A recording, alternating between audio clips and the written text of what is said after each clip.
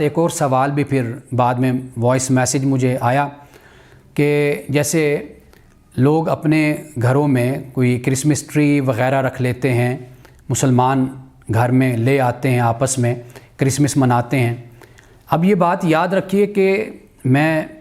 ہمیشہ یہ بات کہتا ہوں کہ ایک ہے اللہ تعالیٰ کا حکم، کسی چیز سے اللہ نے منع کیا، کسی چیز کے کرنے کا حکم دیا۔ کچھ چیزیں ایسی ہوتی ہیں کہ جن کا تعلق آپ کی تہذیب سے یا کلچر سے، آپ کے ماحول سے ہوتا ہے، آپ اس کو مد نظر رکھ کر اس کے ایکسیپٹنس کا فیصلہ کرتے ہیں یا اس کے چھوڑ دینے کا آپ فیصلہ کرتے ہیں۔ یہ راستہ آپ کے لیے اللہ اور اس کے رسول نے کھلا رکھا ہے، اس لیے کہ بہت سے معاملات ایسے ہوتے ہیں کہ جن کے بارے میں کوئی حکم نہیں ہوتا اور نہ ہی اس کی کوئی ممانعت ہوتی ہے۔ جہاں پر حکم ہو، ممانعت ہو، تو اس پر تو لازم ہے مسلمان پر، اور جہاں پہ نہ ممانعت ہے نہ حکم ہے تو وہاں پر اگر ایک مسلمان فیصلہ کرتا ہے تو وہ اس کے کانسیکوینسز کو، اس کے نتائج کو، اس کے اثرات کو مد نظر رکھ کر فیصلہ کرتا ہے۔ اسی طرح جیسے میں نے کل بیان کیا کہ اگر آپ کسی ایسی جگہ جاتے ہیں جہاں پہ کرسمس ہے، تو کرسمس تو خود اس بات کی دلیل ہے کہ حضرت مسیح علیہ السلام اللہ کے بندے ہیں، اس لیے کہ وہ یوم پیدائش منایا جا رہا ہے 25 دسمبر۔ تو یوم پیدائش جب منایا جا رہا ہے تو پیدائش خود اس بات کا ثبوت ہے کہ حضرت مسیح علیہ السلام خدا نہیں ہیں، اللہ کے بندے ہیں۔ تو اس لیے ایک تو یہ عقیدے کے خلاف بات نہ ہوئی۔ آپ کی پیدائش کی خوشی میں اگر کیک کاٹا جاتا ہے، کوئی شرکت کر لیتا ہے تو اس کی کوئی ممانعت نہیں ہے۔ ہاں، اب آپ یہ چیز دیکھتے ہیں کہ آیا کہ آنے والی نسلوں پر اس کے کیا اثرات مرتب ہوں گے، کہیں ایسا نہ ہو کہ ہماری اولاد، ہماری آنے والی نسلیں وہ ان چیزوں کو سمجھ لیں کہ یہ تو ٹھیک ہے، کوئی بات نہیں، یہ مذہب کا حصہ ہے، ہم اس طرح جا سکتے ہیں، آ سکتے ہیں، رہ سکتے ہیں۔ کہیں ایسا نہ ہو کہ وہ اپنی تہذیب سے، اپنے مذہب سے دور ہو جائیں۔ پھر یہاں پر آپ نے صورتحال کو مد نظر رکھ کر فیصلہ کرنا ہے۔ اسی معاملے کو آپ جو دوسرا سوال تھا جو کل مجھ سے پوچھا گیا مرزائیوں کے حوالے سے، میں احمدی کہتا ہوں، احمدیوں کے حوالے سے اگر آپ اس کو دیکھتے ہیں تو آپ اسی چیز کو وہاں پر اپلائی کر دیں۔ یعنی اگر آپ یہ دیکھتے ہیں کہ بھئی آپ میں اتنی سمجھ دین کی ہے، اتنا فہم ہے کہ اگر آپ کسی کے ساتھ چلتے ہیں، رہتے ہیں اور آپ وقت گزارتے ہیں تو آپ اپنے عقیدے پر بھی قائم ہیں اور دوسرے کی بھی اصلاح کرتے رہیں گے اور خیر خواہی کے ساتھ اپنے کردار، اپنے اخلاق سے دوسرے پر اثر بھی ڈالیں گے، دوسرا اس طرف متوجہ بھی ہوگا، تو آپ ضرور ایک تعلق آپ رکھیے اس نقطہ نظر سے، ایک دعوت کے نقطہ نظر سے آپ اس کو سمجھ لیجئے۔ لیکن اگر جہاں پہ آپ کو ان باتوں کے خطرات محسوس ہوتے ہیں اپنی نسل اور اپنی اولاد کے حوالے سے، اپنی ذات کے حوالے سے، تو پھر آپ کو اس بات کی اجازت ہے کہ آپ ایوائڈ بھی کر سکتے ہیں، آپ بچ بھی سکتے ہیں۔ ایسے ہی ہے کسی جگہ پر اگر شراب پی جا رہی ہے، وہاں پر دوسرے مشروبات بھی ہیں، اگر آپ سمجھتے ہیں کہ آپ کو اپنے اوپر اتنا کنٹرول ہے کہ وہاں پر آپ اس محفل میں بیٹھتے ہیں تو آپ بجائے اس کے کہ ان جیسے ہو جائیں، آپ ان کو اپنے جیسا کر لیں گے اور وہاں پر بیٹھ کے آپ پیپسی پی لیں گے، کولا پی لیں گے یا کوئی اور مشروب پی لیں گے، تو پھر ٹھیک ہے۔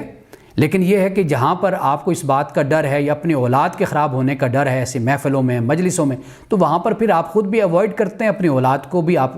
وہاں پر جانے سے بچاتے ہیں۔ تو میرا خیال ہے کہ اس نقطہ نظر کو اختیار کیا جائے، یہ بہت ہی ماڈریٹ طریقہ ہے، بجائے اس کے کہ ہم خام خواہ کسی پر یعنی ایسا انداز اختیار کر لیں کسی کے متعلق کہ بالکل ہی دروازے بند کر دیں سننے کے، سنانے کے یا تبلیغ کے، ابلاغ کے، دعوت کے۔ تو یہ طریقہ میرا خیال ہے کہ یہ بہتر انداز نہیں ہے۔ میں اس کی مثال ایک یوں دیا کرتا ہوں، چلیں یہ بھی ایک اصلاح کا پہلو ہوگا اور آج ٹاپک بھی یہی ہے والدین کے حوالے سے۔ اس کی مثال میں یوں دیا کرتا ہوں کہ میں پڑھاتا ہوں، میں ایک میڈیکل کالج میں، تو بچے بہت سے مجھے سوال کرتے ہیں، یونیورسٹی میں بھی پڑھاتا ہوں اور میڈیکل کالج کی بھی کلاسز لیتا ہوں میں، تو یہ ایک سوال انہیں میں کہتا ہوں جی آپ کھل کر پوچھیں، جو آپ مجھ سے پوچھنا چاہتے ہیں، جو بات کرنا چاہتے ہیں۔ بعض دفعہ بچے یہ سوال کرتے ہیں کہ جی اگر مثلا ہم شادی کر لیتے ہیں، والدین کی رضامندی نہیں ہوتی، تو اس بارے میں آپ کیا کہتے ہیں؟ اب دیکھیں یہ دو جزء بن جاتے ہیں۔ ایک بات تو یہ ہے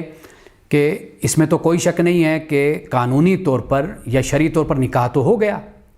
لیکن اب دوسرا پہلو یہ سامنے ہوتا ہے کہ آپ ایک معاشرت میں رہتے ہیں، آپ ایک تہذیب میں رہتے ہیں، آپ ایک گھر میں رہتے ہیں، خاندان میں رہتے ہیں، آپ کسی اور پلانٹ پہ تو نہیں رہتے۔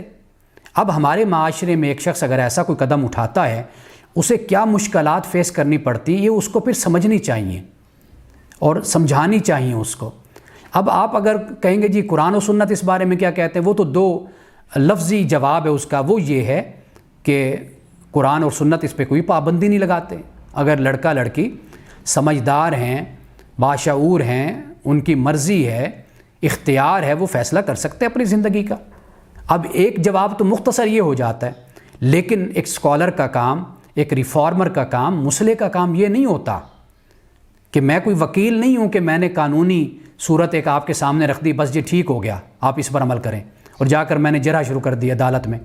اور اسی قانونی پوائنٹ پر ہی میں مقدمہ جیت گیا۔ تو میں صرف یہ نہیں ہوں، میں مصلح ہوں، یعنی ایک ریفارمر آپ سمجھ لیجئے، ایک دین کا طالب علم ہوں۔ میری ذمہ داری صرف یہ نہیں بنتی کہ میں آپ کو بس یہ کہہ دوں جی یہ ٹھیک ہے، مجھے یہ بھی میری ذمہ داری ہے کہ میں آپ کو اس کے کانسیکوینسز، اس کے نتائج، اس کے اثرات سے بھی آپ کو آگاہ کروں، کہ میں نے یہ دیکھا ہے کہ ان لوگوں کو شرمندگی اٹھانی پڑتی جو اس طرح کا قدم اٹھاتے ہیں۔ آنے والے وقتوں میں جب بہنوں کے، بھائیوں کی باقاعدہ طور پر رشتے آتے ہیں، لے جاتے ہیں، اچھے طریقے سے شادیاں ہوتی ہیں، ان کے نکاح ہوتے ہیں، آگے ان کی اولادیں ہوتی ہیں، وہ ایک باعزت انداز ہوتا ہے معاشرے میں زندگی گزارنے کا۔ جو ایسا قدم اٹھاتے ہیں، اولادیں پیدا ہو جاتی ہیں، سال ہر سال گزر جاتے ہیں، لیکن آپ دیکھیے کہ پھر بھی ایک شرمندگی کا احساس رہتا ہے معاشرے میں، اور وہ چیز ایسی ہوتی ہے کہ جیسے ہولو کاسٹ ہے کہ اس کو کوئی ڈسکس ہی نہیں کر سکتا، بات ہی اس پہ کر سکتا، ہمیشہ پردہ ڈالا جاتا ہے۔ یہ جو رویہ پیدا ہوتا ہے معاشرت میں، حالانکہ وہ جائز انہوں نے کام کیا ہے، قانونی طور پر درست ہے، لیکن ہم ایک معاشرت میں رہتے ہیں نا، اسی طرح آپ بہت سی چیزیں ایسی ہیں کہ جو قرآن و سنت میں یس اور نو کے ساتھ اس کا جواب ہم دیتے ہیں، لیکن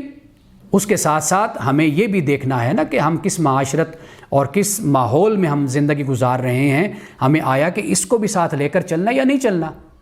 یہ چیزیں بھی مد نظر رکھنے والی ہوتی ہیں۔ لیکن میں ہرگز یہ آپ کو نہیں کہتا، دیکھیے میں نے آپ کو بالکل واضح طور پر یہ بتا دیا، جہاں حکم ہے وہاں پہ سر جھکانا ہے، جہاں اللہ نے منع کر دیا وہاں پر رک جانا ہے، اور جہاں پہ اللہ سبحانہ و تعالیٰ نے آپ کے لیے اجازت کا راستہ رکھا ہے، یعنی نہ حکم ہے اور نہ اللہ تعالیٰ نے منع کیا ہے، اس ایریا میں جب آپ جاتے ہیں، مثال کے طور پر اللہ تعالیٰ نے